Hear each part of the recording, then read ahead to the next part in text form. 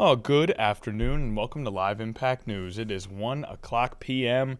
on April 22nd, 2026. It is a Wednesday afternoon. It's a beautiful Wednesday afternoon here in Hampton Roads. When you look outside, perhaps a little bit more wind than you would expect on a typical spring day, but I don't know why I'm trying to prognosticate these things, because meteorologist Hunter Forst is here to give us a true focus on what this forecast is actually going to be. But Hunter, you know that I skipped a step in my intro. What step did I skip here?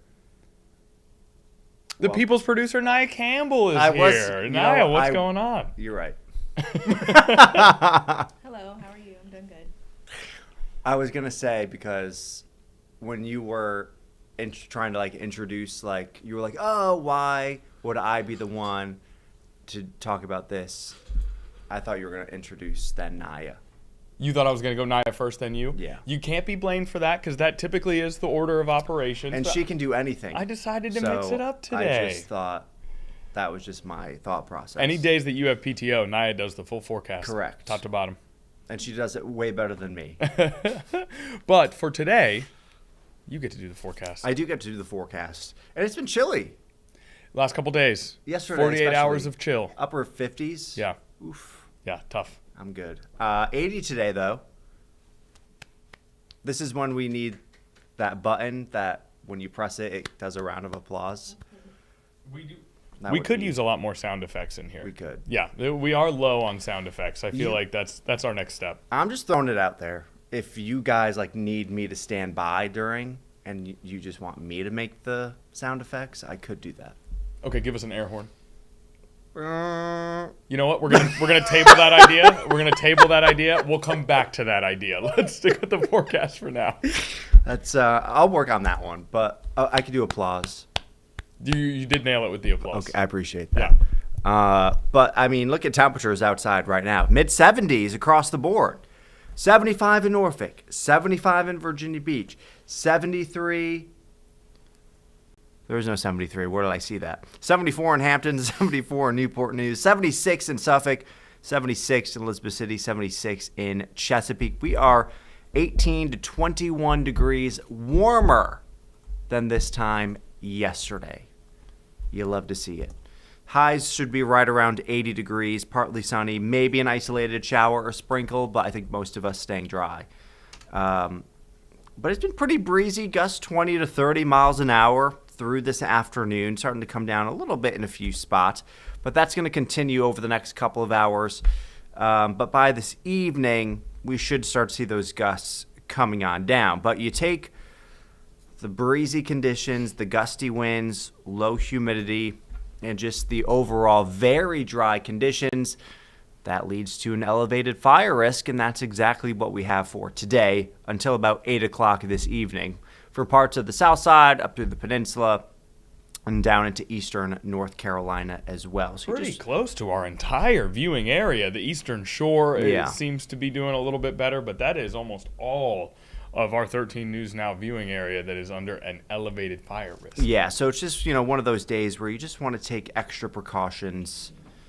If you're smoking and you throw your cigarette butt, you just want to make sure it's not going out on, well, it shouldn't be on the ground anyway, but you know what I mean. I know exactly you what don't want to put it out in the grass. Be extra careful. Yeah. I know it may sound like, an abundance of caution, but that is what you need. And these drought conditions are no joke. Right. I mean, we have not seen them. Go ahead, Nia. You got some. I just got a message from Duval County, Jacksonville yesterday saying they were under a burn ban because the conditions they're experiencing is driest conditions since 1872. Oh my gosh. Wow.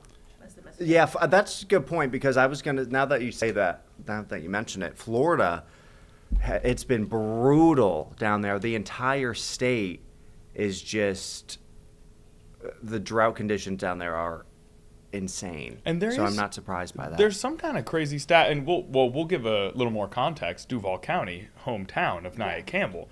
And we have some sort of crazy, this is our worst drought conditions in some number of years here in Hampton Roads too, right?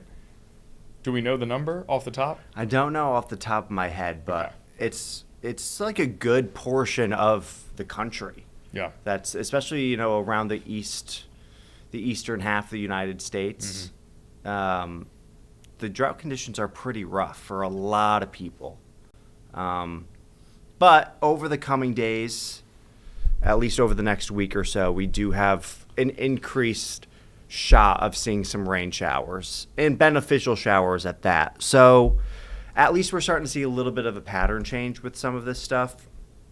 And it's not just, dry day after dry day after dry day. We actually have a few shower chances in the mix over the next week or so. Today, there is a chance for an isolated shower, and we're seeing a few light sprinkles off towards the north. Anything can help at this point. We'll take anything we can get. I think most of us should stay dry as we go through this afternoon, but there's a chance you could see a shower or sprinkle. Any evening plans, we drop back into the low 70s, increase in cloud cover, but we see a nice sunny start to our Thursday morning, a great start to the day, low 60s, plenty of sunshine. Could we get into the mid 80s tomorrow? That'd be nice. I think most of us staying in the low 80s, plenty of sunshine for your Thursday. Tomorrow's going to be really nice. And then we drop into the upper 60s to low 70s Thursday evening. By Friday morning, it's another very sunny start to the day. Mid to upper 60s to start off. You're heading out to work. It's a warm start to the day. Afternoon into the evening, a chance for a few isolated showers. So I think if you have any dinner plans Friday night, may want to watch out and look out for that. Not going to be a washout, but you may run into a shower or two. And as we take a look at our rain chances, they really start to go up, especially heading into this weekend. I'm thinking Saturday night into Sunday is when we could see the bulk of the rain showers moving on in. And then again on Tuesday. So we are moving in the right direction. Tuesday's borderline numerous. Yeah. Tuesdays, that's when we'll really get some healing here, I feel like. Yeah, for sure. It's definitely going to be very, very helpful. Here's a look at the Futurecast. Saturday morning, if you have plans, you're good. Saturday afternoon even, not looking too bad. Temperatures will be comfortable in the mid to upper 70s. It's really not until late Saturday night, at least according to the European model, into Sunday morning is when we'll see some showers rolling on through, and it looks like they could linger through Sunday morning into the early afternoon, and then Sunday evening we clear out. So I would say out of the 2 days right now, Saturday is looking a bit better in terms of, any outdoor plans that you may have. But tonight we're looking good. Mid to upper 50s to right around 60 here in Norfolk, 50 in Boykins, 52 in Franklin.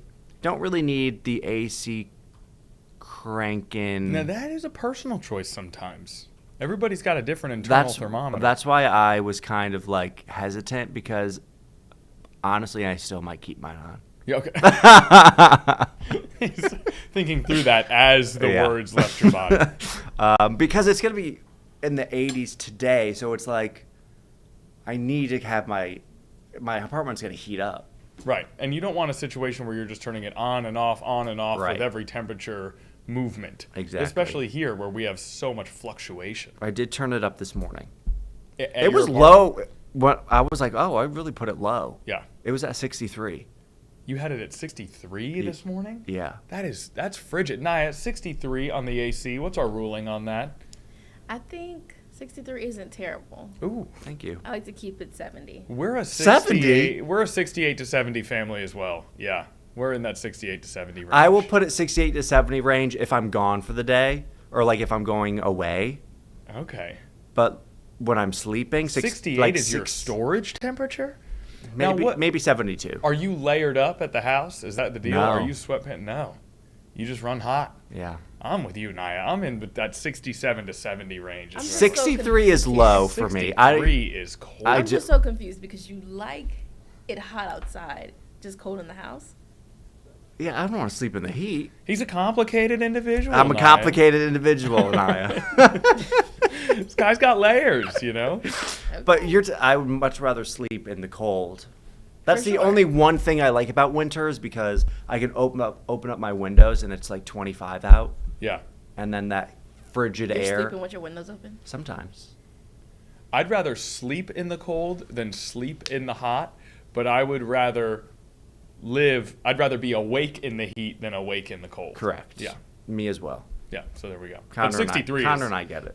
I get you. I'm with you almost always. But I'm saying 63 was low. Okay. One thing I can say is I'm pretty consistent. 70 to 75 outside and indoors. That's and sleeping 75. Well, not 75 is sleeping now. 70? 70. That's still too. Okay. That's still. You got to AC. admire the consistency. I admire, but yeah, tomorrow's looking good. Thursday, low 80s, We're plenty back. of sunshine. We are back. So back. This is what we're talking about. That's great stuff. We are so back, except for Sunday and Monday. That's okay. That's okay. Sunday, Monday, we got to recover from this drought. Saturday, Sunday, Tuesday, going to get some moisture in the air. We need that, and we get 3.5 beautiful days to enjoy before that comes. Yeah, not looking too bad, really. Okay, this is very strong. This is an excellent forecast, Hunter. Your work, as always, is unimpeachable. Thank you. It is excellent stuff. Now, is there anything else we need to know before we let you go? Have a great day. That's really Have a kind. great Earth Day. Oh, happy Earth Day, everybody. Happy Earth Day. Thank you for saying that. Happy Earth Day to all of those who celebrate it. It is a holiday here. I really think we should get this holiday off. I can't believe we Agreed. have to work on Earth Day. We cannot appropriately appreciate Earth from in here. Though I guess this building's on Earth, too. Let's not get too deep into it. Yeah. How'd the noon show go? It went excellent. And no 4 p.m. for you today, but yes tomorrow or yes Friday? Tomorrow and Friday. Tomorrow and Friday. Yeah. Okay. I mean, we will see you tomorrow on Live Impact and then Yep. tomorrow at 4 p.m. But for today, you're relieved of your duties. Thank you so much. Thank you, Hunter. That is Hunter Forst with a wonderful forecast tomorrow back into the 80s. We had that brief reprieve, but now we're getting back down to business with some nice warm spring days. 1:12 p.m. here. We're going to take our first break. When we get back, a lot happening. Let's talk redistricting when we return.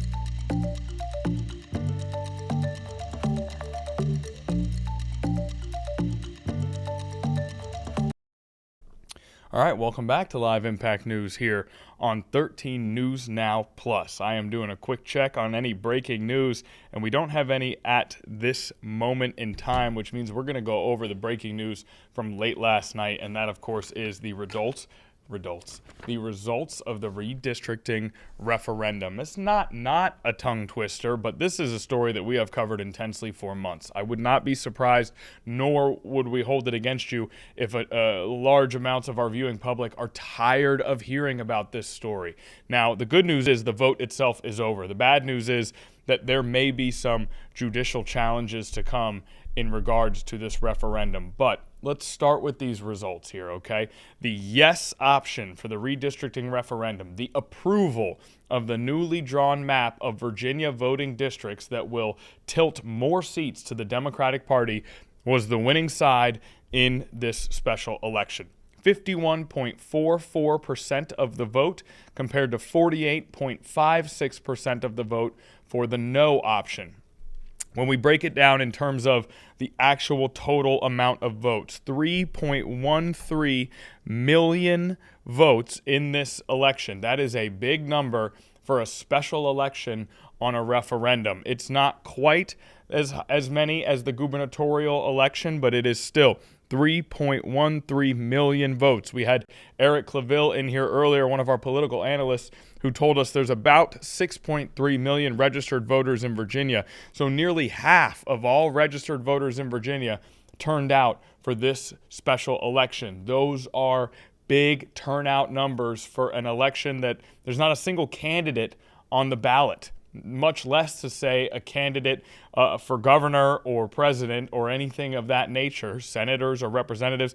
It is simply this special election, 3.13 million voters. So democracy at work here in many regards. Now, 1,574,820 yes votes, 1,486,683 no votes. So less than 100,000 vote difference there between the two options. This was a close election as well. Now, what is to come, right? What is next here? So what ultimately happened is that multiple lawsuits were filed by Republicans, both in the state and nationally.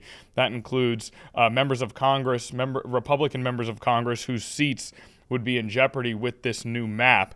And there was a judge in Tazewell County who had ruled that the initiative was improperly done and had blocked it for a time. But the Supreme Court of Virginia ordered this referendum to the vote to let the voters have their voices heard, and said that justices will rule on the merits of this case after the election if needed. So the Supreme Court of Virginia said, let the election go forward, let the people of Virginia speak, and then we will rule on this referendum.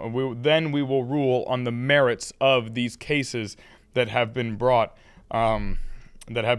against this referendum. So the vote has happened. So now there are processes in the justice system that we will be following. But for the time being, this new map goes into effect immediately. The vote was called by the Associated Press about 8:49 p.m. last night. The GOP conceded shortly thereafter. Now, in terms of money spent in this election, those numbers also quite large, especially for, again, a referendum, a special election referendum, rather than a candidate-driven election.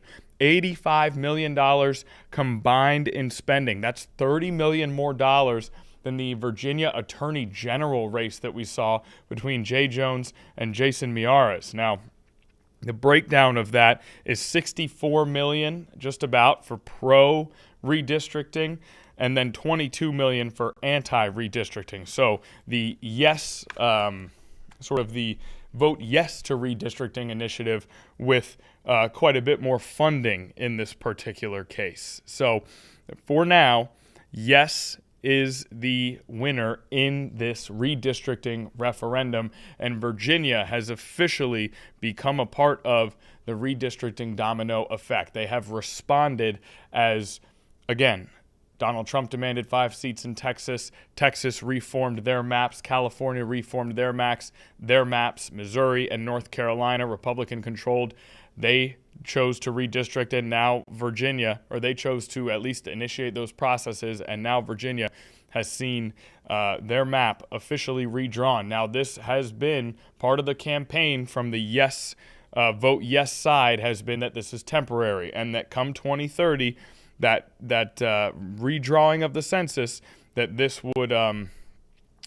map would not stand as is. So that part obviously remains to be seen, but 2030, that this being a temporary measure till 2030 continues to be a campaign promise for the vote yes side of this campaign. So that is sort of our summary here of what we're dealing with. Now, we have heard from both national and local Democrats here. Actually, we've heard from politicians on all sides of the aisle, but specifically press conferences held today by Democrats, both here locally in Hampton Roads and at the national scale, as well as we have statements from members of the Republican Party and Governor Abigail Spanberger. Now, are we ready? I'm going to bring Nia Campbell back on, the People's producer here, working feverishly to get our show fully prepared for 2 hours of live streaming. Nia, are we good to begin with local Democrats talking about redistricting at a press conference this morning? Yes, I was having an issue with that video, but we can run Governor Spanberger if that's possible, if you're okay with pivoting that way. In terms of a pivot, I believe Governor Spanberger released a statement. I'm happy to go over the statement now. We do have a graphic made up with that statement on it, and we can go through some of the other statements that we have as well for the time being while we work to get you. It was Don Scott and Luis Lucas speaking earlier, both members of the Virginia House of Delegates speaking earlier today. We're going to get to that video shortly here. But for now, let's go over these statements.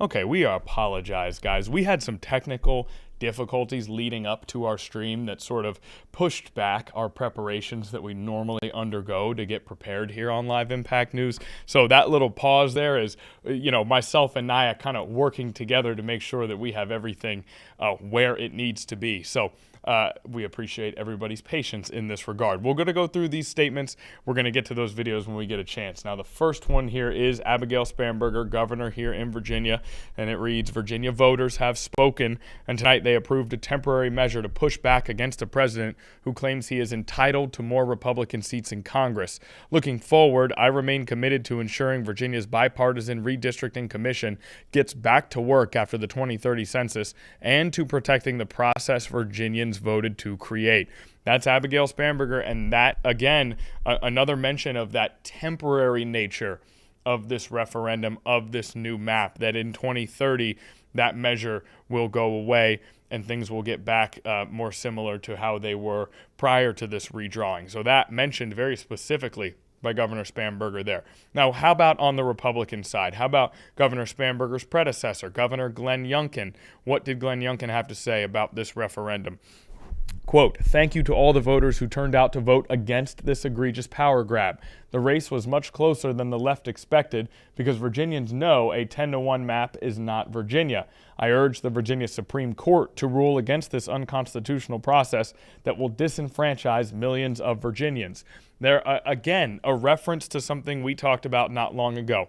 The fact that the Virginia Supreme Court delayed any ruling on the merit of this referendum until after the voters had spoken, and now former Governor Youngkin asking the Supreme Court to rule against this process. Whether or not they do certainly remains to be seen. Now, we also have Senator Kilgore, Virginia Senator Terry Kilgore, giving a statement today that we will go through as well. From the start, this process was tilted. Misleading ballot language and a massive spending advantage made this an uphill climb for voters trying to make sense of a deeply complicated issue. Again, each of these statements sort of referencing some of those main bullet points that we hit going into the discussion of this. That is the spending differences that we saw. One, the massive amount of money that was spent in general, and two, the fact that there was a rather large discrepancy between the Vote Yes campaign and the Vote No campaign. So some local politicians here and some Virginia politicians as well speaking about what we saw last night in this redistricting vote. Now, what we're going to do here is we're going to take a very brief commercial break. We're going to make sure that some of our resources and materials are good to go because, as we said before, we're still working on getting everything up and running here. So we're going to take a brief commercial break. We'll be right back. We've got plenty more on this redistricting vote as well as a number of other topics that we want to cover today. Stay with us if you don't mind.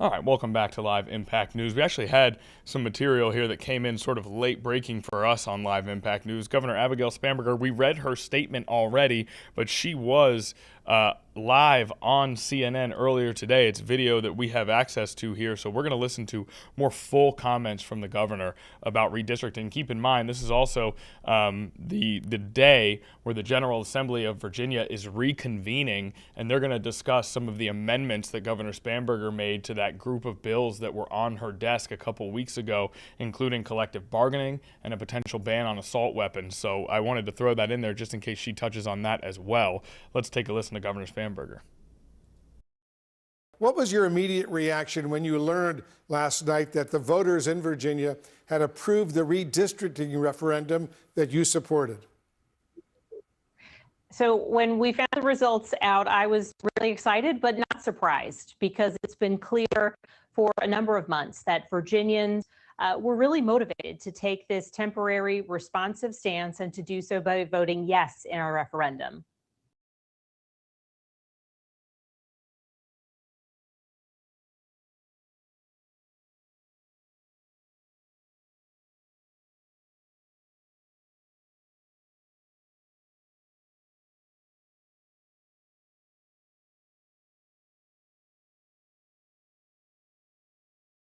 a purple state, and in my election in November, that was the outlier number. I was campaigning all across the state for a long period of time, talking about a whole host of different issues. And notably, this April referendum was just an up or down vote on a referendum. So we had a lot of work to do to make sure people understood what this vote was, when and how to vote, and importantly, that it was temporary, responsive, and that the maps were available to them. And Virginia typically has a much, and frankly, the referendum vote margin is greater than the 2021 gubernatorial victory margin. So it's aligned with what we're typically more accustomed to seeing in Virginia.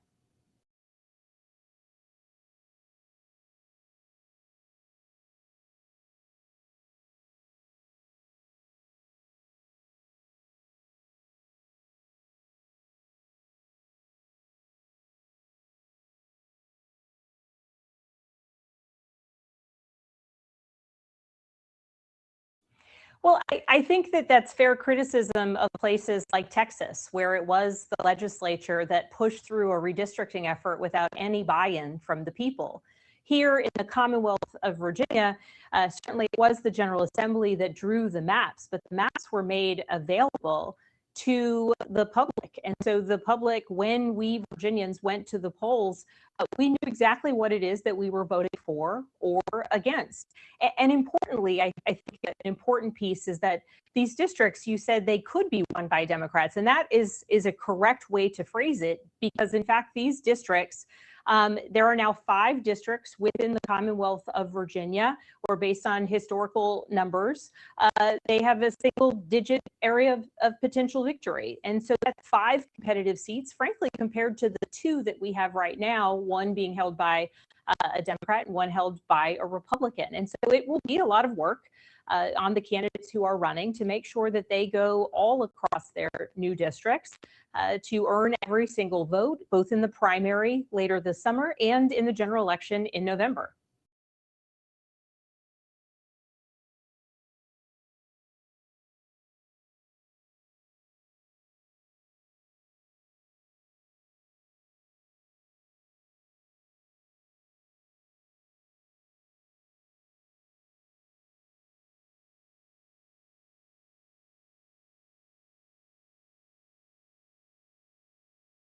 Top. I mean, importantly, this all began because President Trump said he, quote, was entitled to more congressional seats, and implored his friends in Texas to make that happen for him. And then members of the General Assembly obliged without any public buy-in.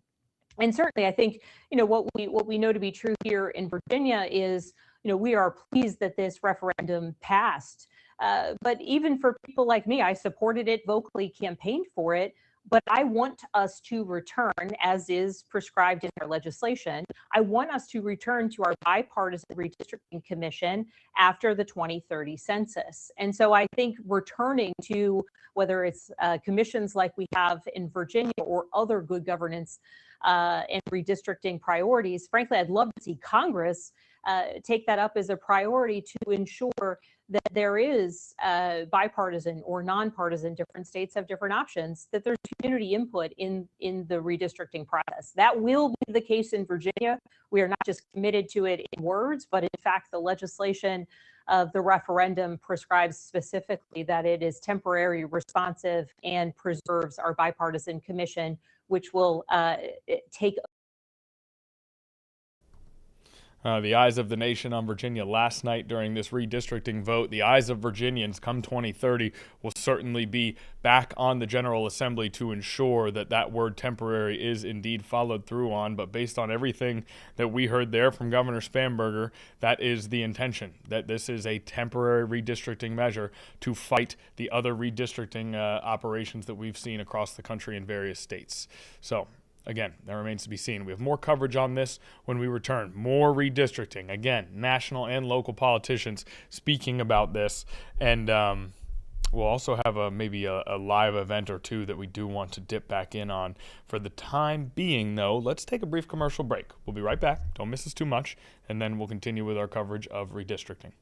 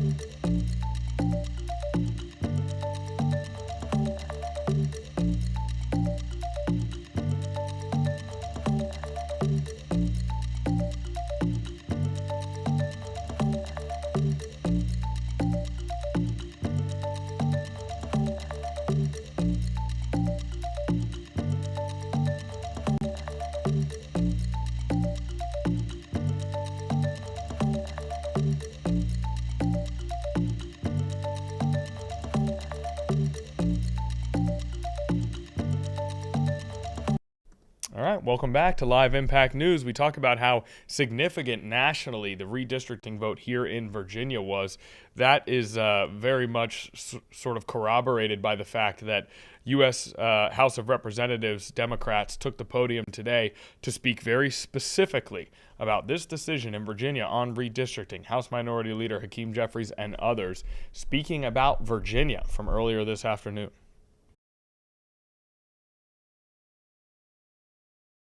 Into holding on to power. We've always said that the public hates the Republican scheme to rig the midterms, and when given the opportunity, they would hold Republicans accountable for their attack on fair representation. And last night, the voters of Virginia rejected the Republican power grab and helped put us on the path to House Democrats taking back the majority. Listening to the American people and fighting for them should not be a novel concept. Yet for Republicans, they're either incapable or indifferent to it. Their refusal to fight for the people is a defining contrast.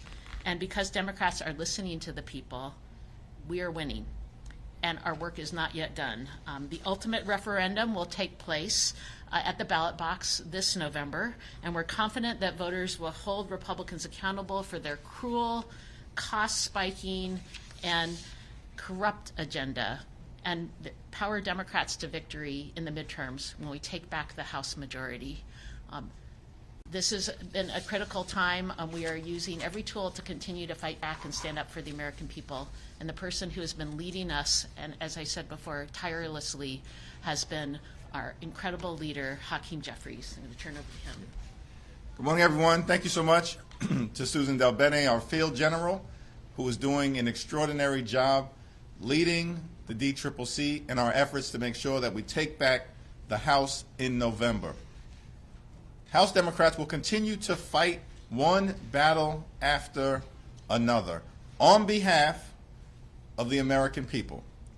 We're battling them on the economy, battling them on tariffs, battling them on health care, battling them on nutritional assistance, battling them on ICE funding, battling them on Donald Trump's reckless and costly war of choice, and battling them on their gerrymandering scheme. Last night was a big victory for the people of Virginia, a big victory for America, and a big victory for democracy. Donald Trump and Republicans launched this gerrymandering war, and we've made clear as Democrats that we're going to finish it on behalf of the American people. We will not let Donald Trump rig the midterm elections by gerrymandering maps all across the country without a forceful democratic response. That is what you saw in Virginia. That is what you will see in Florida. And that is what has taken place all across the country. Prop 50 in California, forcing them into a dummy mander in Texas, picking up a seat in Utah, stopping them in New Hampshire, stopping them in Indiana, stopping them in Kansas, stopping them in Nebraska, pushing them back in Ohio, and winning a big victory for the American people in Virginia. These Republican extremists thought that we were going to step back. They had us confused. We were never going to step back. We're going to continue to fight back. All the way through November 3rd, where Democrats will take back control of the House of Representatives, so we can drive down the high cost of living, fix our broken healthcare system, clean up corruption, get ICE under control, stop this reckless and costly war of choice in this national nightmare in America, and continue our country's march toward a more perfect union. I want to thank Governor Spanberger, thank Speaker Don Scott, thank the General Assembly, thank the Virginia Congressional Delegation, and thank President Barack Obama, Attorney General Eric Holder, and everyone who was involved in this extraordinary effort to get this done in Virginia as part of our unyielding commitment to stop the MAGA power grab wherever it is taking place across this country. It's now my honor to yield to the whip, my good friend, my classmate, extraordinary leader, Catherine Clark.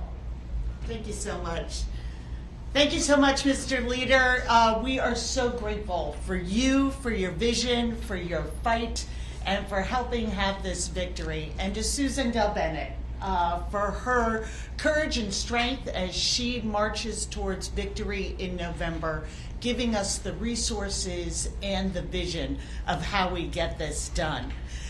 So it's a funny thing about a GOP agenda that inflicts higher prices, corruption, and war. It makes people angry and it inflicts economic pain. But instead of choosing to work for Americans, the Republicans in the House have decided to rig our elections. They try to cling to power by choosing their voters. And this started in North Carolina in the 24 elections, where the 3 seats that they eliminated cost us the majority. But they went on, instead of taking that majority and putting it to use for the good of the American people, it has been an agenda of costs, cruelty, and chaos. Democrats have taken a different route. We think the American people should decide the future of their democracy. We think they should decide who controls the people's house, not the politicians. And that's why we're putting redistricting on the ballot, not making backroom deals that are forced on voters. And that's why we are winning. The American people deserve better than they're getting. They deserve better than illegal tariffs and healthcare cuts and secret police causing chaos and murdering Americans in the streets. That's why Republicans are losing this redistricting fight that they started, from California to Utah to now Virginia. And it's why Democrats are going to win in November.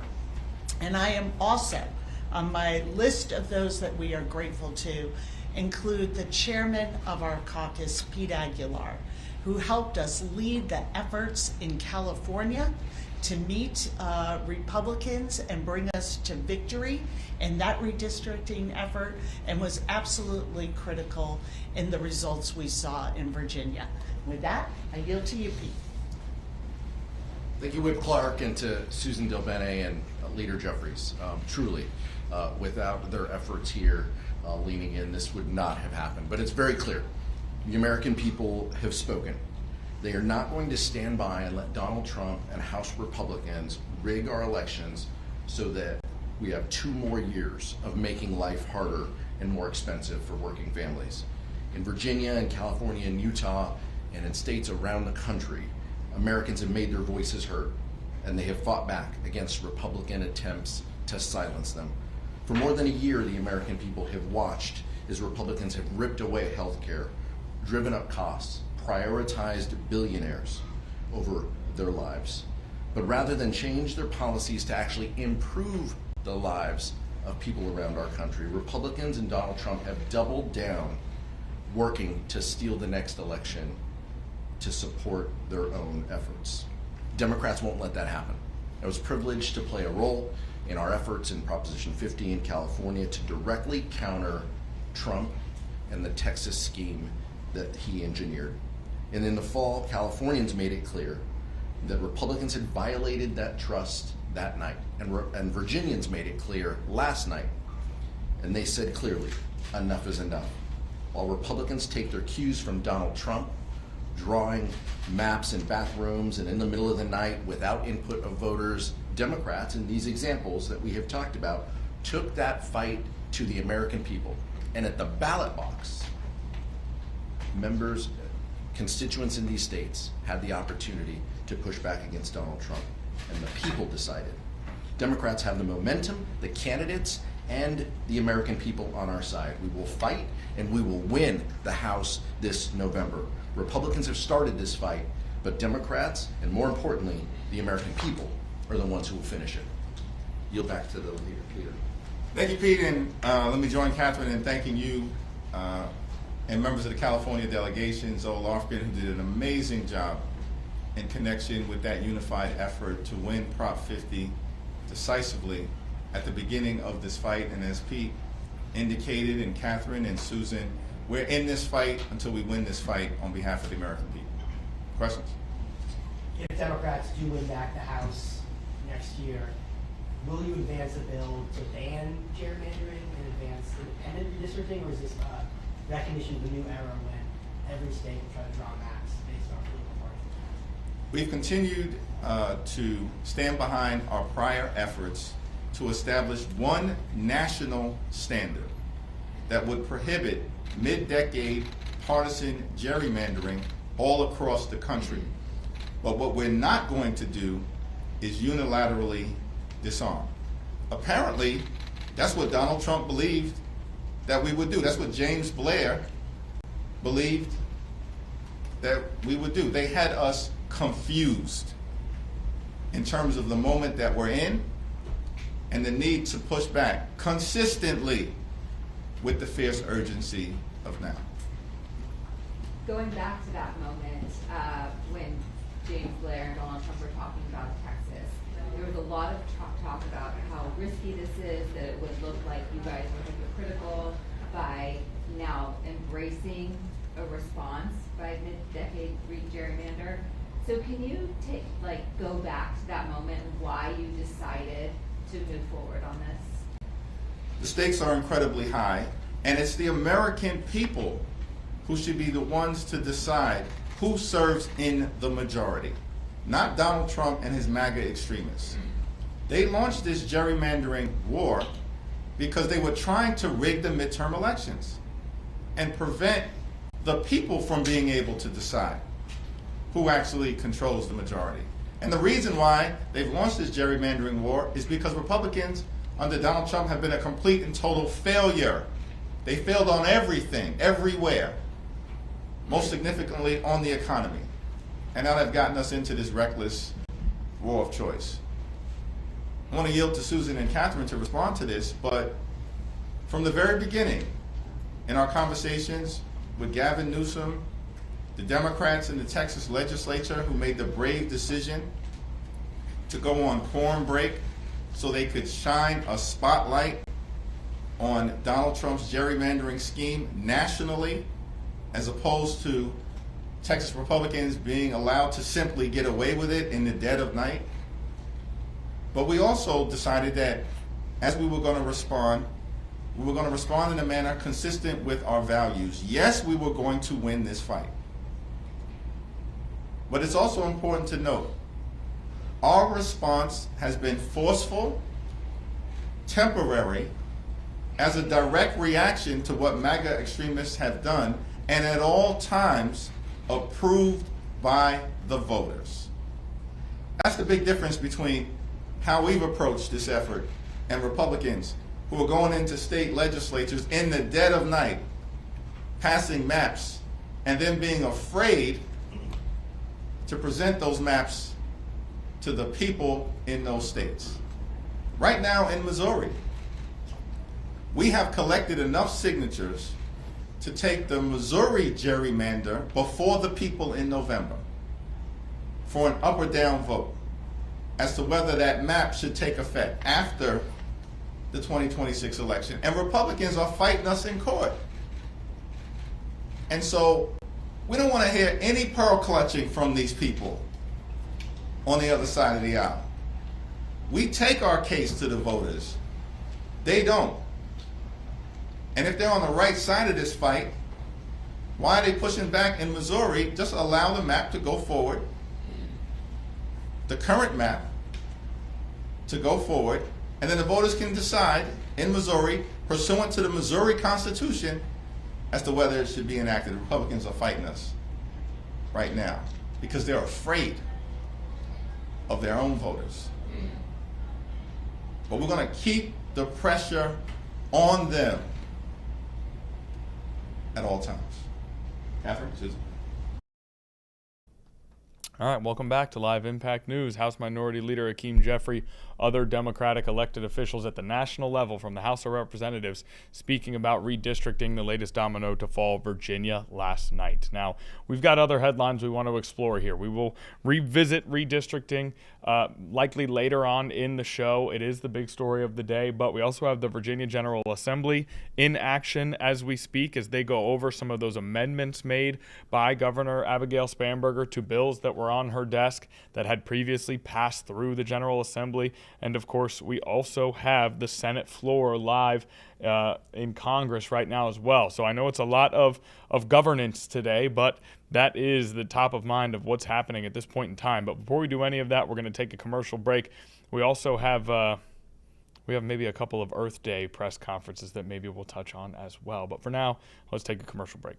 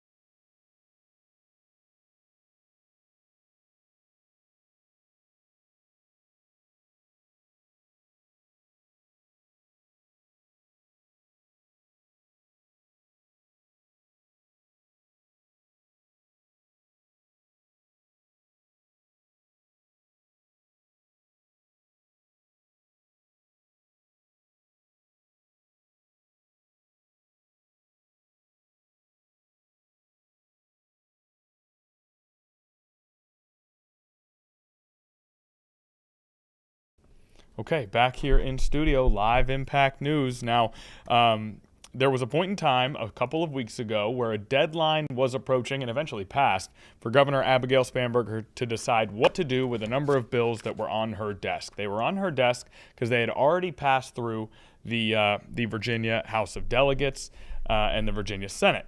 So she could either vote yes and pass those bills into law. She could veto those bills. She could just not touch them at all, at which point they would pass on their own at the deadline, sort of a tacit non-endorsement, but not a veto. Or she could propose amendments to those bills. There were a number of bills where she did propose amendments. A proposed ban on assault rifles, assault weapons, was amended by Spanberger and will now be debated in the House of Delegates and the Senate. A retail marijuana proposal, a way that would potentially look for retail marijuana sales in Virginia, amended by Governor Spanberger, now to be debated in Virginia's Congress. And there was a collective bargaining related bill for public sector employees, amended by Spanberger, now to be debated, along with a number of others. Those are the headline-making ones, but there's plenty to go over. Now, the House of Delegates and the Senate gets down to work, because they go over these amendments and they do their own work on her proposals. And this is, there's a sense of checks and balances here, clearly, as the newly sort of Democratic Virginia government looks to make it through their first lawmaking session here. So we're going to listen in live as those things are debated. This particular Senate Bill 348, firearms storage in residence where minor or person prohibited from possessing is present. Penalty. So that is what they're debating right now, and you'll hear them going back and forth as we take a live listen to Virginia state government right now.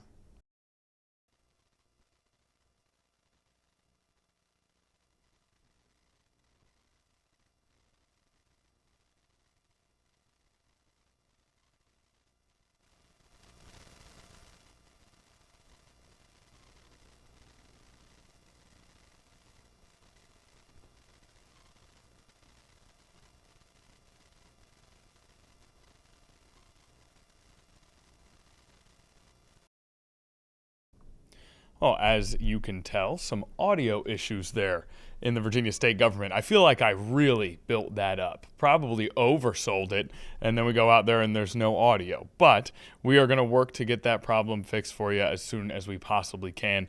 We're actually looking into it right now, and hopefully we are able to listen into the Senate as soon as possible. While Naya is working on that, I am going to give an update on the war in Iran, which has stretched clearly into another week. Now, what we know is that the ceasefire between the United States and Iran, one that was originally set for 2 weeks, was supposed to end tonight. Eastern time in the evening was when that was supposed to end. However, Donald Trump said on Tuesday that the United States is indefinitely extending its ceasefire with Iran. Now, a new round of peace talks in Pakistan are on hold. Iran acknowledged the ceasefire extension, but didn't say if Tehran was ready to attend the new round of talks, according to Iranian state television. So that ceasefire, however, extended for the time being. Now, we have another update that puts that ceasefire again into shakier position, even as it's extended.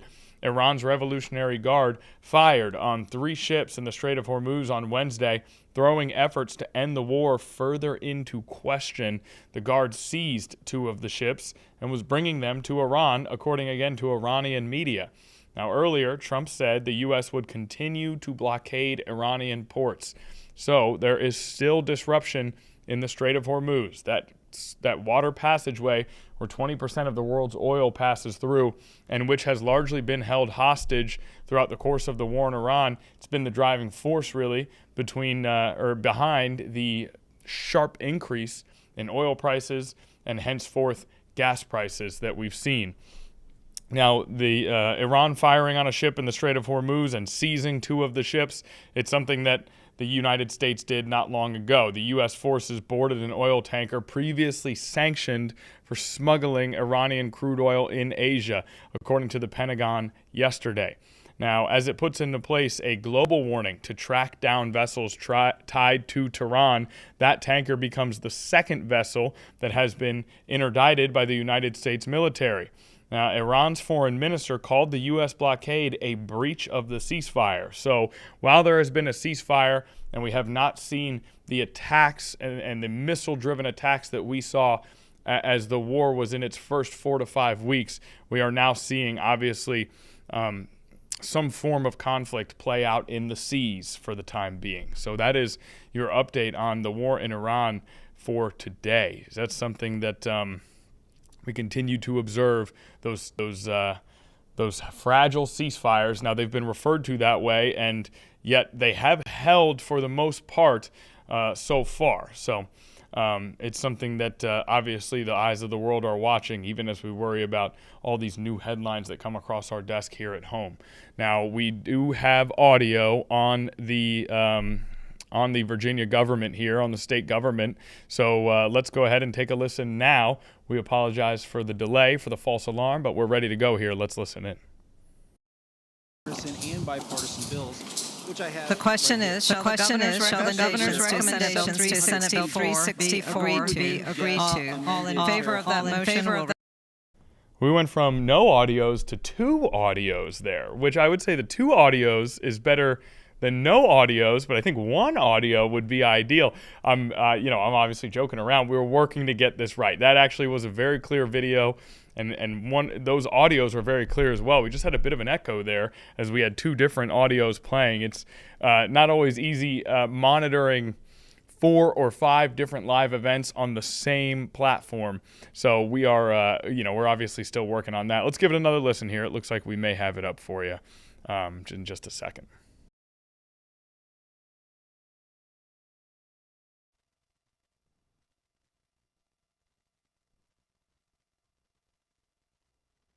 In many areas, some of the amendments are more technical, some of them are limiting in terms of providing localities a little bit more clarity in terms of use. It also narrows the types of buildings that can be used as a comparison for allowable density or building height, ensures that the projects are receiving by right permission through this process are subject to taxes, allows the localities to increase densities in certain areas if they choose to, and clarifies both the utility and environmental review requirements, and move the adoption of the recommendations.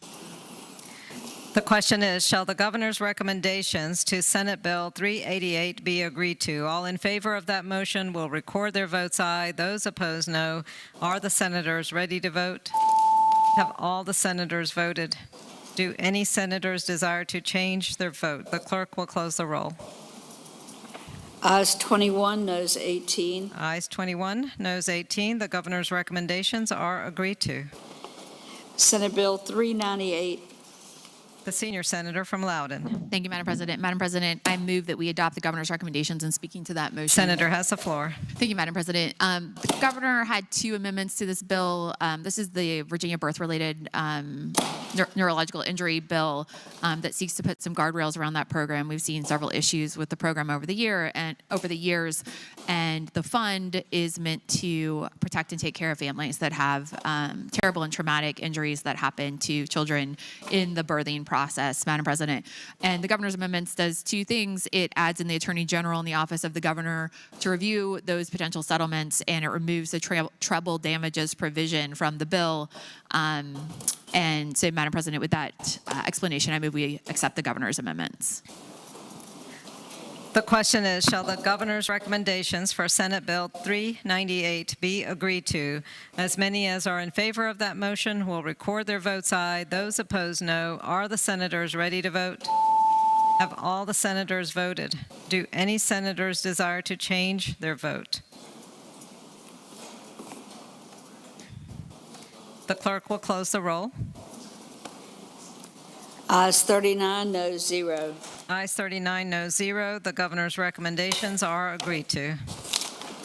Senate Bill 443. The senior senator from Prince William.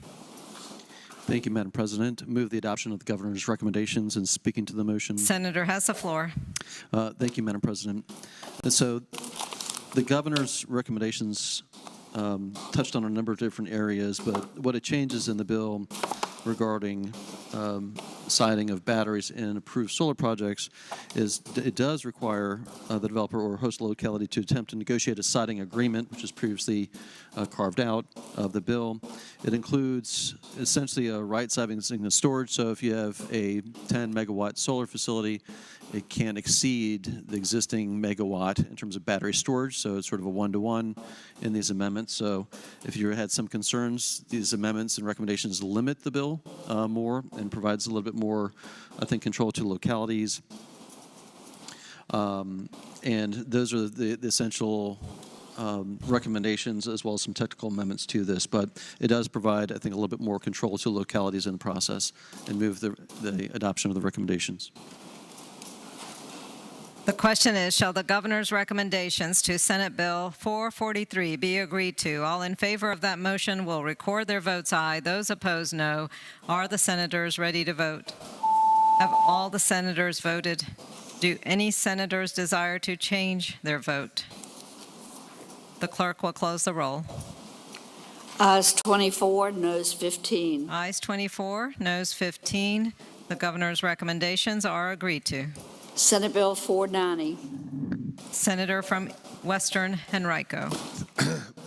Thank you, Madam President. Madam President, I move that the governor's recommendations to Senate Bill 490 be agreed to, and speaking to that. Senator has the floor. Thank you, Madam President. Madam President, members of the body, this is the revolving fund. This is probably the #1 bill we will pass this year to increase housing supply.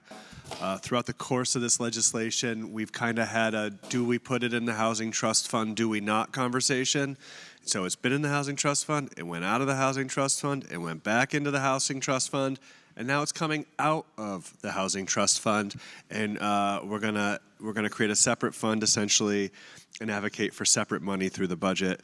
And so once again, this is taking it out of the housing trust fund, creating a separate fund, and I would ask that we agree to that. The question is, shall the governor's recommendations to Senate Bill 490 be agreed to? As many as are in favor of that motion will record their votes aye. Those opposed, no. Are the senators ready to vote? Have all the senators voted? Do any senators desire to change their vote? The clerk will close the roll. Ayes 39, noes 0. Ayes 39, noes 0. The governor's recommendations are agreed to. Senate Bill 508. Senator from Western Henrico. Thank you, Madam President. Madam President, I move that the governor's recommendation to Senate Bill 508 be agreed to, and speaking to that. Senator has the floor. Thank you, Madam President. Madam President, members of the body, this adds 2 words in 2 places. It says up. It adds the words up to in front of 100 megawatts and 500 megawatts for the 2 utilities. This was the intent of the legislation, as it went back and forth over time, it was accidentally dropped out, and so this is to clarify the original intent. And once again, we're adding the words quote up to unquote, and I ask that we agree. The question is, shall the governor's recommendations to Senate Bill 508 be agreed to? As many as are in favor of that motion will record their votes aye. Those opposed, no. Are the senators ready to vote? Have all the senators voted? Do any senators desire to change their vote? The clerk will close the roll. Ayes 22, noes 16, Rule 36-1. Ayes 22, noes 16, Rule 36-1. The governor's recommendations are agreed to. Senate Bill 518. The junior senator from Virginia Beach. Thank you, Madam President. I move that the governor's recommendation be agreed to. Speaking to that motion. Senator has the floor. Thank you, Madam President. The governor's amendments, nature of a substitute, just requires that the surveys for prevailing wage be moved to every 3 years instead of every 2 years. It removes the penalty on employers, $500 per day each individuals paid less than the prevailing wage rate. It removes the requirement placed on employers who submit payroll records in 10 days after payment of wages and associated violations. It also The governor's substitute also changes the date by which the commissioner shall effectuate regulations from January 1, 28 to July 1st, 2027, and requires the commissioner to require a work group to review logistics for establishing a certified payroll reporting portal and database for use by employers, and to submit a report of the work group's findings to the General Assembly by July 1, 2027. And with that, I move that we agree to the governor's recommendations. The question is, shall the governor's recommendations to Senate Bill 518 be agreed to? As many as are in favor of that motion will record their votes aye. Those opposed, no. Are the senators ready to vote? Have all the senators voted? Do any senators desire to change their vote? The clerk will close the roll. Ayes 21, noes 18. Ayes 21, noes 18. The governor's recommendations are agreed to. Senate Bill 536. Senator from Rockingham. Madam President, I move that the governor's recommendations be adopted. Speaking to that, Senator has the floor. this was the minor change to the medical malpractice cap bill that turned into a disclosure bill at the end of session. You may remember at the very end of session when the conference report was presented, I told you that we were going to request some changes from the governor. These reflect some of those changes. It does a couple of things. One, it includes some technical changes like substituting medical care facility for hospital or health system. But second, it provides for disclosures from healthcare providers to State Corporation Commission, Bureau of Insurance, as opposed to the chairs of the respective courts committees in the House and the Senate. And it changes the timetable for making those disclosures, giving healthcare providers an additional 30 days in year one. It's not going to change the date by which the State Corporation Commission generates a report to the legislature. So with that, I would request the adoption of the governor's recommendations. The question is, shall the governor's recommendations to Senate Bill 536 be agreed to? All in favor of that motion will record their votes aye. Those opposed, no. Are the senators ready to vote? Have all the senators voted? Do any senators desire to change their vote? The clerk will close the roll. Ayes 37, noes 2. Ayes 37, noes 2. The governor's recommendations are agreed to.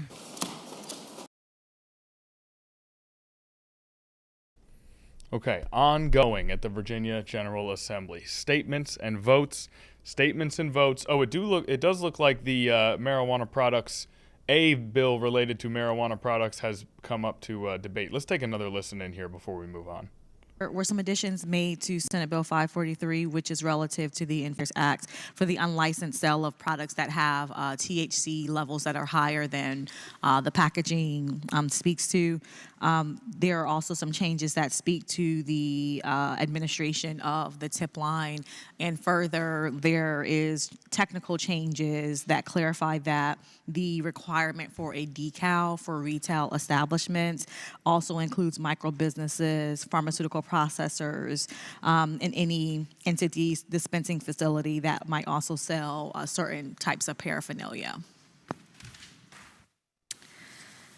The question is, shall the governor's recommendations to Senate Bill 543 be agreed to?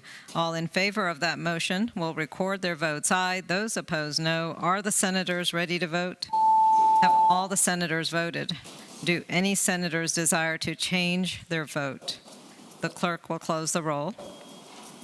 Ayes 21, noes 18. Ayes 21, noes 18. The governor's recommendations are agreed to. Senate Bill 550. Okay, so once again back here in the studio, that was amendments to laws to increase enforcement and penalties related to the illegal sale of marijuana or marijuana products by persons licensed by the Virginia Department of Agriculture and Consumer Services, the ABC, and the Virginia Cannabis Control Authority. That had less to do, from what we could tell, with the implementation and format of retail marijuana sales that have been a sort of a topic of heavy debate at the Virginia General Assembly and in the state in general, but we wanted to listen in just in case that more about the enforcement of illegal sales. Okay, we are now going to take that break. When we get back, Florida and Georgia dealing with some of the worst wildfires that they've experienced in a long time. A number of homes destroyed in Georgia, school closures, evacuations intensifying today. We hear from officials in the state of Georgia about these wildfires when we get back.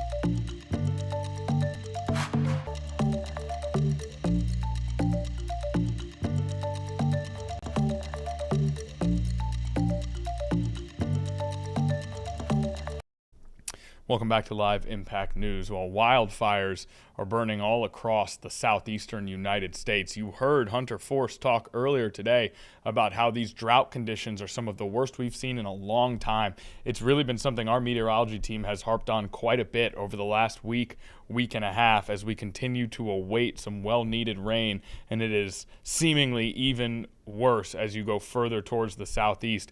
Huge wildfires along Georgia's coast and between and around Jacksonville, Florida, a fact that Nia Campbell actually alerted us to during that weather forecast. Jacksonville, Florida, Georgia experiencing serious wildfires. Georgia's two biggest wildfires together have burned more than 31 square miles. 4 other smaller fires have also been reported in the state. And again, as we said, nearly 50 homes destroyed in Georgia, evacuations forced as well. Now, we have a press conference from officials in Georgia that we recorded earlier today. However, we have a live event that we can see on our board with Governor Ron DeSantis from Florida. We wonder if he's also talking about these wildfires that are affecting his state. This is live and in action right now. So we want to listen into DeSantis, and we can always get to the Georgia officials afterwards if we're able to, and depending on what he's talking about. So let's take a listen. Able to do it. We never anticipated this being done during the regular session. You didn't hear me pushing for it during the regular session, and people say, well, just do it now. It's going to go on the ballot in November. If I could do it on a ballot in May, I would do it, but that's not the way it works. We don't have the votes to be able to do a special election on this. So you're going to have to do it in November, and I think it's the most meaningful thing we can do to give people relief, particularly if you look at groceries. I don't know what gas is going to be 6 months from now, but I know we liked it a lot better. Okay, so Ron DeSantis seemingly talking about state government in Florida, so we won't stay with that. Let's go back to the Georgia officials who are specifically talking about these wildfires. And again, Virginia is a part of that area of the country experiencing severe droughts, obviously not as severe as Georgia or Florida. Let's take a listen on what they have to say. Okay, let's get started. Good morning. Thank you all for being here. On behalf of our commissioners that are here, we really are grateful for you being here so we can get this information out to the citizens and other folks around the state. My name is Joey Kaysen. I'm the county county manager for Brantley County. I got commissioners behind me. Obviously, this fires became a lot larger than we thought it would be on Monday. We've got resources that have come from all over South Georgia and now from the state. We've got FEMA resources that have been promised, and they should be on the way this afternoon. If you're not from here, you can now feel that we have some wind blowing. I will tell you that wind blowing will affect the fire, and we've seen smoke already this morning. So you need to be aware, especially if you're out trying to get pictures, you need to be very cognizant of where that wind's blowing and where it's going, because that's what could lead to what happened yesterday. We went from 700 acres yesterday morning at about 10 o'clock to almost 5,000 by 6 o'clock yesterday afternoon. And with that, I'm going to turn it over to Sheriff Davis, and he'll give you some updates. Sheriff. Right now, where the areas of the active fire in the area of Highway 110 West to the south of Drury Lane, where it runs into 110 West, 110 East, which is to the south of 520, down near Gallberry Road, and then Old State Route 259, which is to the south of 520, down to the Satilla Estates area, and then Highway 82 basically from Satilla River. The Satilla River right down here to the Browntown Road in the Waynesville community. Some roads we'd like for y'all to avoid for traveling is the Waynesville Road to 110, Waynesville Road to Highway 259. US 82 is closed from Nahunta to the Glenn County line, and then Satilla Pines to Browntown Road. That is where one of the fire areas is. And that's specifically to be avoided. These winds may shift rapidly, and which will create unpredictable fire behavior. So just stay alert, and for the public, be prepared to evacuate immediately. And for those that are needing extra time for pets, livestock, any medical needs, it may take you a little longer to evacuate. You should leave now if you're in those affected areas. All others should be ready to leave immediately if conditions worsen. And the recommendation for the route to be evacuated is to Highway 32. So from wherever you're at, if you'll travel out to 32, that's an open road, and you can get to where you need to go. Thank you.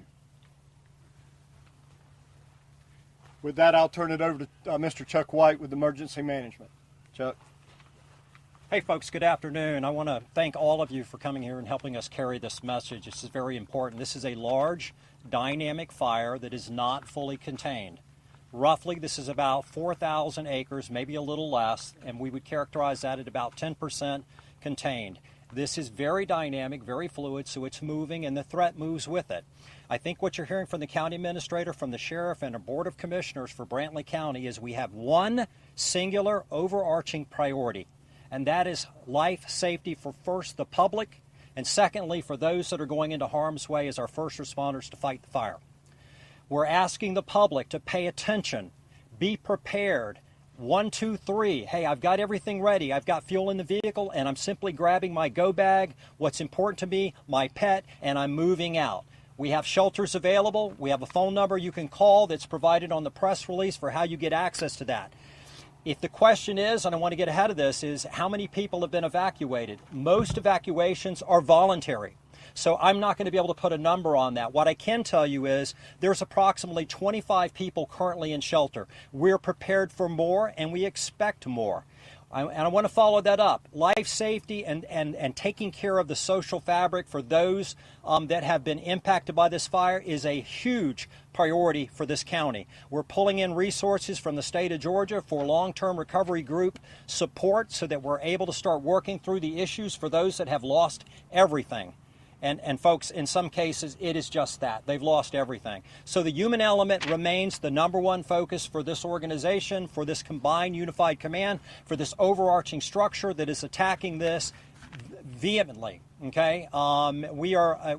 I'm telling you, just to see these folks deploy and come back after being on the fire line, it'll bring, you'll be warm to it. Okay, it's fantastic. You've got the best group of people fighting this fire, and with that, I'll turn it back over to the county administrator. So, and I think all of our commissioners would reiterate everything that Chuck just said. So please understand, our community is what's most important in the safety of our citizens. And with that, I'll turn it over to Deputy Commissioner Pritchett. Thank you. Thank you, everybody. First of all, I'm here representing the Office of Commissioner of Insurance and Safety Fire, Commissioner John King. We have resources here from our office that includes law enforcement officers, fire investigators, and both and all the other law enforcement elements from our office to provide whatever assistance is needed to the local government. Everything from helping with traffic control issues to getting in those areas post-fire and conducting investigative techniques to make sure that we understand the scope of the damage and to be able to report it back here to the local officials. We're 100% here to provide that assistance to them in whatever they need.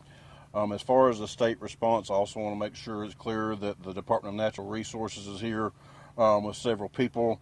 That goes along with the Georgia Forestry Commission, the Office of EMS, Department of Community Supervision, Georgia State Patrol, Georgia Emergency Management Agency, and the Georgia Department of Corrections, and there's approximately 2 state air assets here on the ground right now. So there's a total of about 79 personnel total responding for the state of Georgia. All of that in support of the local government and whatever requests they may have and they may need. It's our job to try and provide that resource and that need to them. Thank you all very much. So as you've heard, we have quite a few state assets here. We also have several local assets as far as our county. Glenn County, we have the Sheriff's Department and law enforcement officers from their police department, fire folks from there and from Camden County. We have folks from Ware County and the city of Waycross.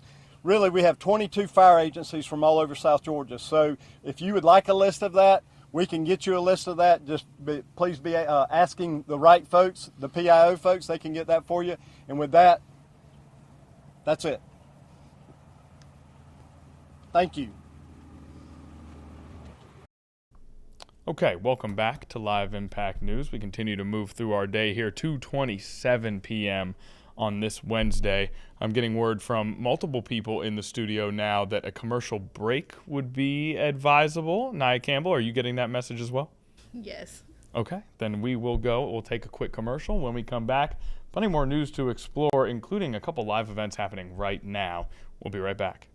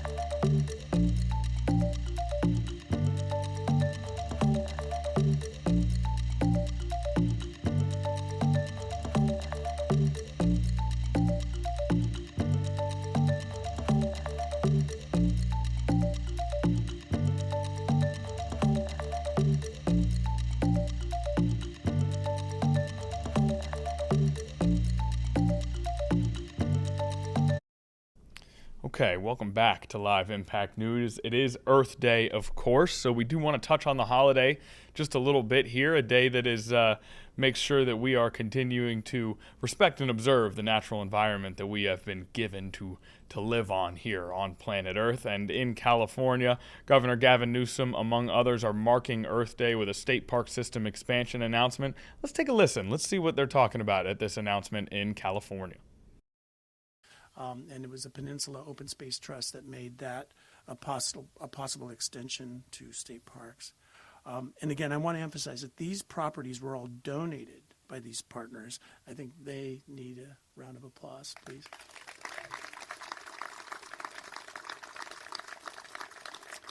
So today really is an extraordinary celebration, not just for state parks, for all the people that it takes to make this momentous moment happen. And it starts with the governor and his leadership. The first partner mentioned Outdoors for All and 30 by 30. And having those goals that we're aiming at, we know what our work needs to be doing as we move forward. The first partner's passion for state parks with the Outdoors for All has just been really exemplary. I noticed when the governor and the first partner arrived, the first thing the first partner did is she greeted all of the park staff up on the ridge, and that's real, and that's well understood in state parks, your support for everybody in this department, well, for both of you. And the thanks also extends to the legislature for passing these bills and that streamline these acquisitions, and for the advocates who pushed for these much needed changes. It's been in conversation for a while, and we actually did it. And thank you also to Secretary Crowfoot for his leadership in helping to guide those conversations and really make this happen. I'm going to step over into Spanish for a moment. Bienvenidos a todos en este día, en celebración del Día de la Tierra. Y aquí estamos a anunciar 3 parques nuevos para el servicio al sistema de los parques estatales de California. Estos parques son tuyos y les quiero decir que aquí es donde ustedes viven. And the last thing I just said is really important, and that is that the goal for state parks is we want all Californians, when they experience in parks or when they think about parks, to think to themselves, this is where I live. These places are about belonging. So it's my honor to introduce next one of these partners, Carrie Daniska. She is the Chief Officer of the San Joaquin River Conservancy. Carrie, thank you so much for hosting us today.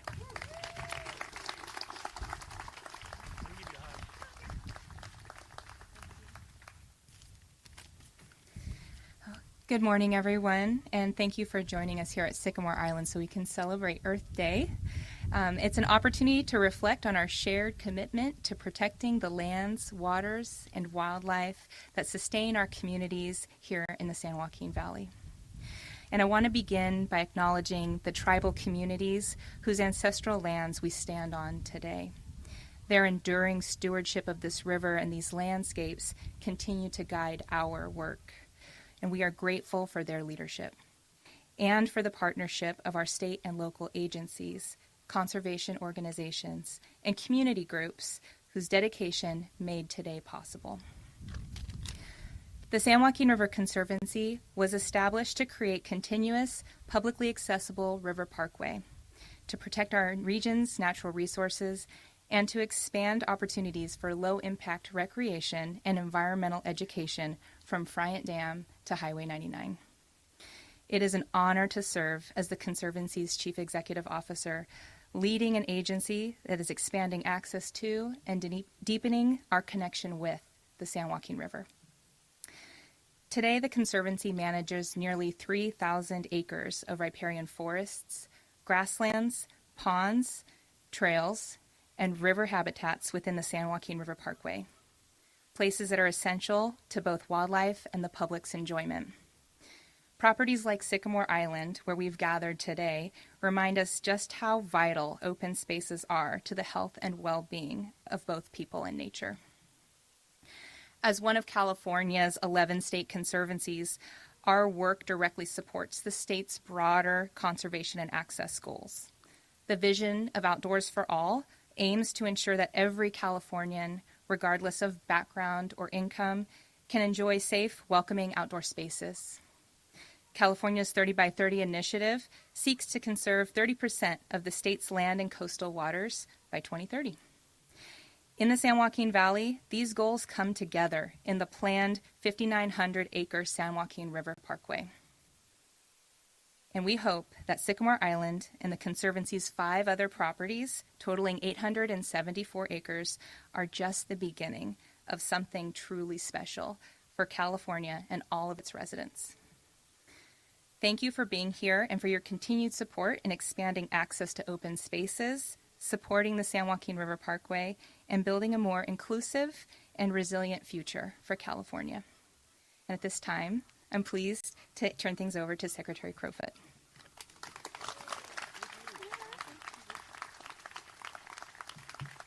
Well, it is a wonderful day to be a Californian. On the border of these 2 great counties, Madera and Fresno, aside the San Joaquin River, one of our great California rivers. Rivers connect us, and as Armando pointed out, this river starts in the Ansel Adams Wilderness, just south of Yosemite, trickles down through the richest agricultural lands in America that sustain this region's economy and feed the nation, move through the Delta and out to the ocean. This river also connects people, and the vision that many of you and so many others have held for so long is that this river can do more to connect people. Jim Costa, when he was in the legislature, with this vision, establishing our state conservancy that Carrie leads. Our River Trust, for so long, a community-based organization building out this vision. And now with our state conservancy powering this vision, building a parkway with state parks as its fundamental foundation. It's a remarkable day to be a Californian in this incredible San Joaquin Valley. 8 years ago, and it's been 8 years, our governor established an operating principle for state government and our administration, California for all. The fundamental challenge being, how can we enable all Californians the opportunity to live safe, healthy, and meaningful lives, regardless of background, zip code, or income? And our leader set a tone that first cabinet meeting when he surprised us in that first week. We thought we were coming into a meeting in the governor's office, and he put us on a bus. And we went about an hour and a half away from Sacramento to a community in the Central Valley that didn't have clean and safe drinking water. And it was a profound moment for him to remind us that while so many of us enjoy all that California has to offer, so many people are disconnected from that. So agencies like mine went back and reflected about what does it mean for us to drive forward this vision of California for all. And across agencies like ours, we built an initiative of Outdoors for All, recognizing we are in one of the world's most special places for the diversity, the iconic nature, the drama, the specialness of. Okay, speaking at length there about sort of just honoring the earth on this Earth Day amidst a park expansion announcement in California. We wanted to touch on that because it is sort of the holiday a little bit. It's holiday-ish, right? Earth Day, we observe it, maybe not necessarily the same level of celebration as some of those traditional holidays, but hey, we're here on Live Impact News. We appreciate the earth. We're going to touch on it just a little bit. Now, we're going to do a quick break here when we get back. Live events coming up for you on Impact News. Thanks for hanging with us today. About 20 minutes left in the stream.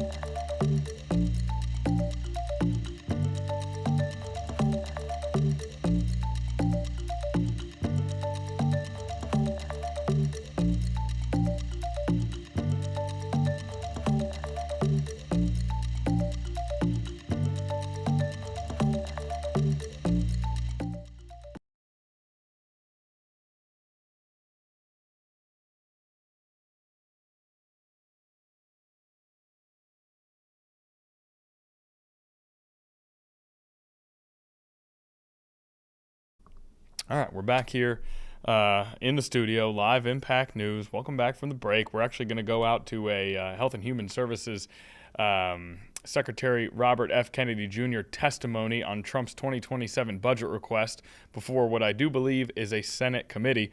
Let's take a listen to Capitol Hill.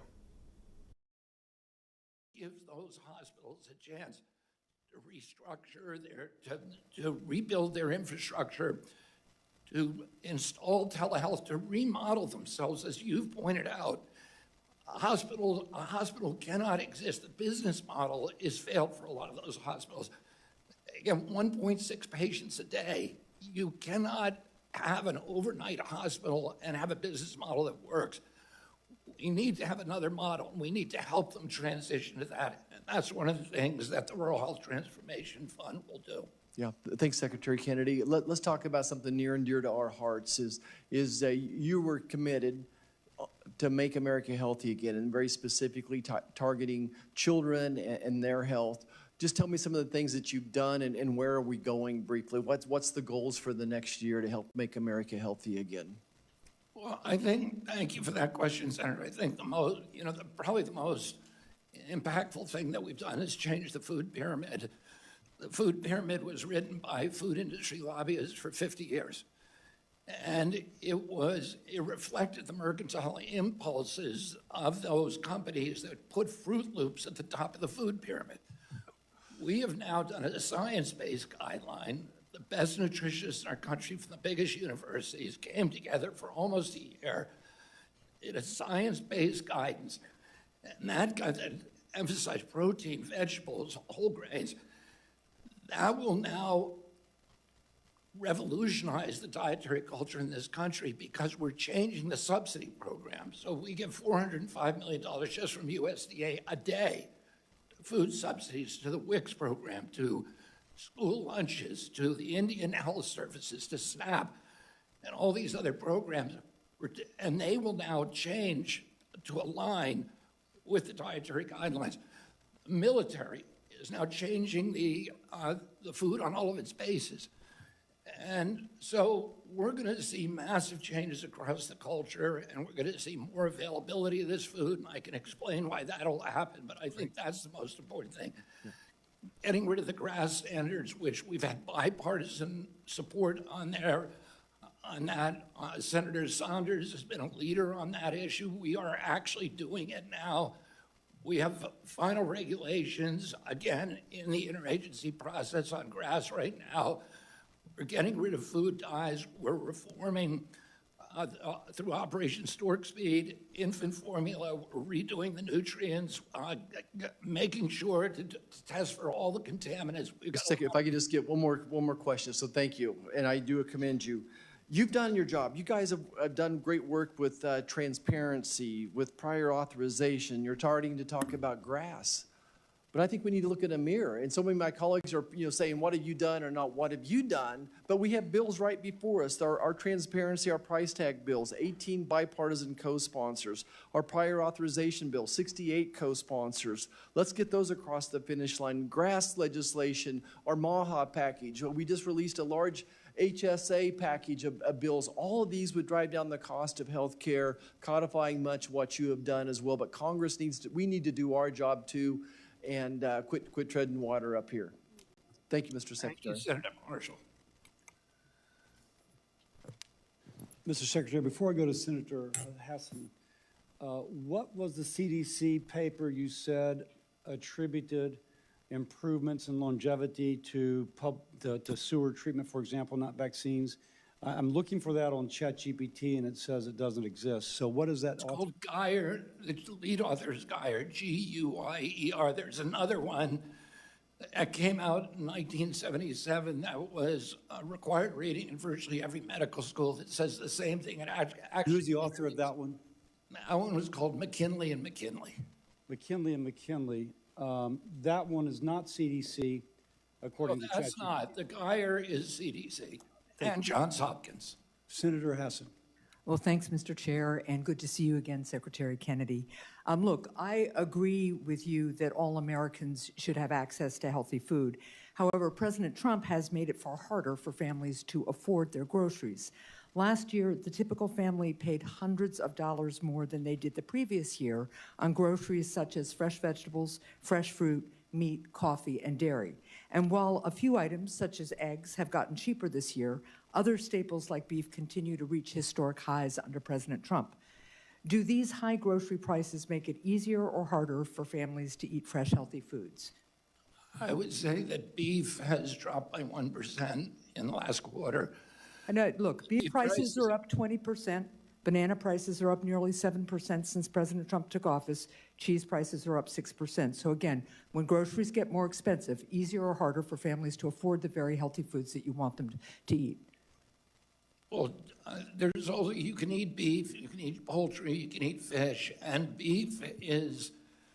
the price of beef is dictated by the size of the herd. The herd dropped to the lowest. Look, you're not answering, but obviously if the food is You're more blaming expensive. President Trump for something that he didn't do. Well, let's take a look at this image. Did you post this image in 2024 about grocery prices being too high?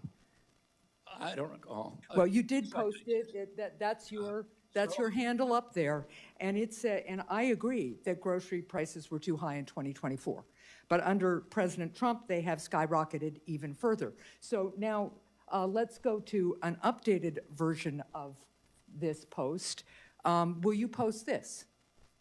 The most expensive vehicle. No, because President Trump actually brought down grocery costs for most of his term. I think there's been a raise recently in the price of everything. Look, families are facing historic prices at the register. You don't need to be a Secretary of Health and Human Services to know that. You don't need to be a United States Senator to know that. The people in New Hampshire, the people across this country know that because they go to grocery stores today. And the fact that you either don't know it or you don't want to admit it just shows how out of touch you and the Trump administration are. Now let's go to another issue. Earlier this year, President Trump signed an executive order to increase production of the pesticide glyphosate, commonly known as Roundup, and to grant immunity from liability to the company that makes it. You've said that glyphosate causes cancer. You told Senator Schatz yesterday that you still believe that glyphosate causes cancer, and you expressed displeasure about the president's glyphosate order, and you also told Senator Schatz that the president's reasoning had to do with national security. So does President Trump's executive order, does his decision mean that more Americans are likely to be exposed to this chemical and get cancer? No, it doesn't, because it doesn't increase the use of glyphosate. The president has invested more in trying to transition off of glyphosate than any other president. Exactly. When and how did he do that? He did an executive order that says increase the production of it for both military, for weapons, and as herbicides. And he granted immunity to the huge corporation that produces this, a corporation that I believe you once sued and got recovery from because this chemical caused cancer. So does President Trump's decision mean that if there's more of this chemical, there's going to be more cancer? Yes or no? It's not increasing production, it's increasing domestic production to displace the Chinese production, because 97% of our corn crop is dependent on glyphosate, 98% of our soy crop, and 100% of them is coming But yet, from China. here's the thing. When you were running to get the Maha vote, you told people you would stand up to chemical companies, you would take carcinogens out of our agricultural system. You said that you would get these chemicals out of foods. That's what you said you would do to make America healthy again. And yet when push comes to shove and a big corporation, I mean, talk about the status quo here. It's Bayer Monsanto or something like that. It's the big company. And when the President of the United States, rather than trying to work to find alternatives, rather than try to get him to limit that executive order, you just stood down instead of standing up. Thank you, Mr. You Chairman. asked what President Trump has done. He's given me $200 million to help get America off of glyphosate. Well, I would look forward to finding out who is doing the research and the science? And are you working with the EPA to do Create it? this problem. You guys helped create this problem over the past 30 years. And you just told the He's big dealing with corporation that they don't even have liability for it He anymore. is dealing with a national security vulnerability where the Chinese could shut off our food supply in a single day. So That's a before, good situation. Mr. Chair, I'm going to yield my time, but I'm just going to say this. You have now been changing your testimony over time about this. Not changed my testimony. You said earlier you were displeased with this. You tried to talk the president out of it. I did. And now you're just fully supportive of a huge corporation didn't having no change my- liability. Thank you. I sued that corporation, got $11 billion from them, and it put them on the edge of bankruptcy. Right, and now you're just folding right in front of them. Thank you. Senator Tuberville. Thank you, Mr. Chairman. Thank you, Mr. Secretary. Thanks for Microphone being on, here. man.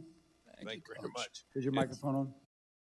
All right, so there you have it, a back and forth there between senators, elected officials, and Robert F. Kennedy Jr., the Secretary of the Health and Human Services Committee, Department, that in particular, a discussion about Roundup and a certain ingredient used in Roundup. So an interesting live look into those proceedings. Now, we've only got about 8 minutes left in our stream here. I think, should we do, what do you want to do, Nye? Do you want to do one more commercial break? We'll come back and we'll do one final look at redistricting. Okay, we're going to do one more commercial break. We'll be back to wrap the show right after this.